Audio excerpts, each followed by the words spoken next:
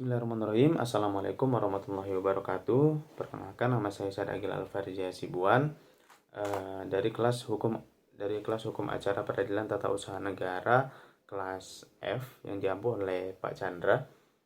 Di sini saya akan menjelaskan terkait putusan hakim peradilan tata usaha negara sesuai tugas yang ditugaskan oleh dosen pengampu, yaitu Pak Chandra.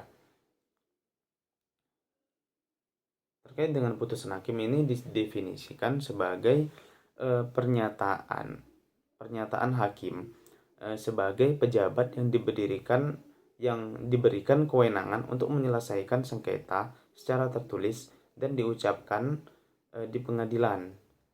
Jadi dari sini tuh dapat kita lihat bahwa putusan bukan hanya tertulis, melainkan harus diucapkan di persidangan.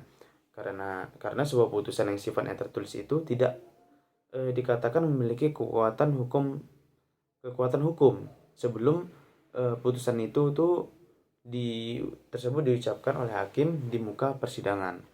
Jadi tidak hanya tertulis saja, melainkan harus diucapkan di persidangan. Dan ketika kita berbicara tentang putusan yang ada di PT UN, ini meliputi dua jenis putusan, yaitu putusan sela dan putusan akhir. Yang mana putusan sela ini juga dapat disebut sebagai putusan antara. Itu dikatakan putusan sela karena putusan itu dijatuhkan sebelum berakhirnya pemeriksaan di persidangan.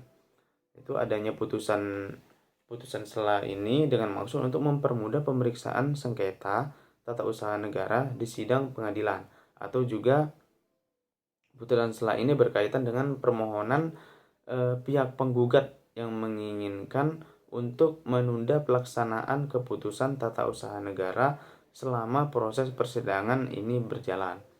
Yang perlu diketahui juga bahwa putusan sela ini walaupun diucapkan hakim di persidangan, tetapi putusan ini tuh dibuat sebagai putusan yang tidak dibuat sebagai putusan yang berdiri sendiri sebagai seperti putusan akhir atau putusan tetap. Itu karena akan tetapi putusan sela ini hanya dicantumkan dalam berita acara saja, karena di sini tuh penundaan persidangan, sehingga bukan putusan tetap seperti putusan akhir. Kemudian yang keputusan kedua ini baru keputusan akhir. Itu merupakan putusan yang mengakhiri suatu perkara atau sengketa di pengadilan. Putusan akhir ini tuh dibagi menjadi tiga, yaitu putusan deklaratoir, putusan konstitutif dan putusan kondemnatoir, yang mana pada masing-masingnya memiliki penjelasan. Yang pertama yaitu putusan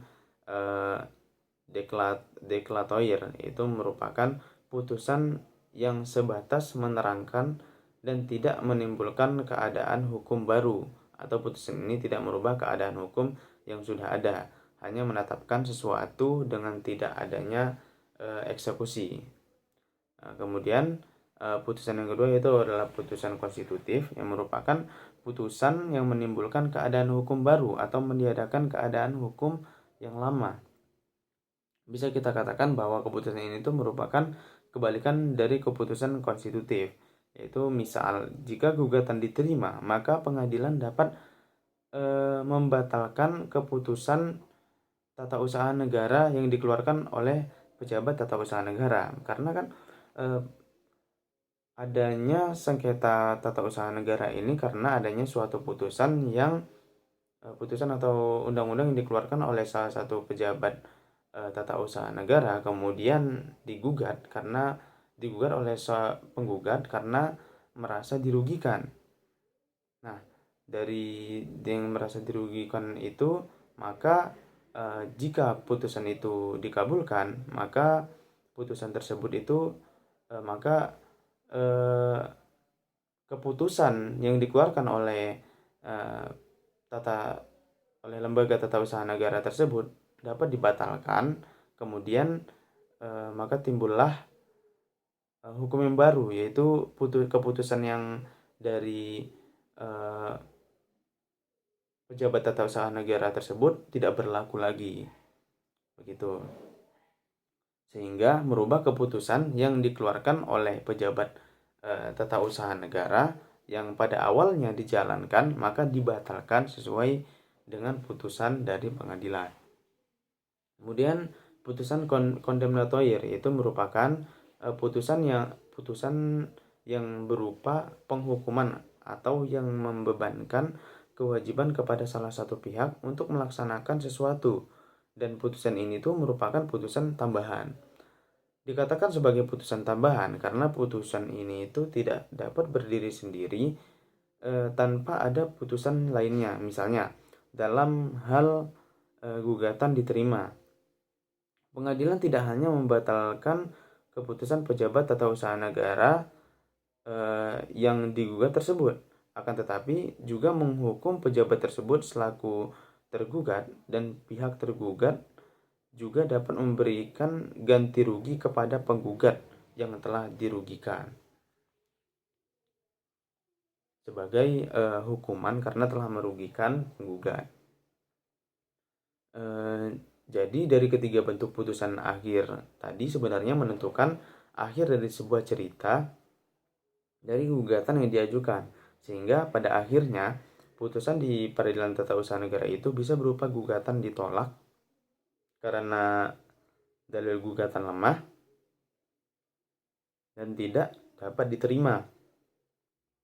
Gugatan dikabulkan oleh pengadilan karena penggugat dapat membuktikan dalil-dalil gugatannya.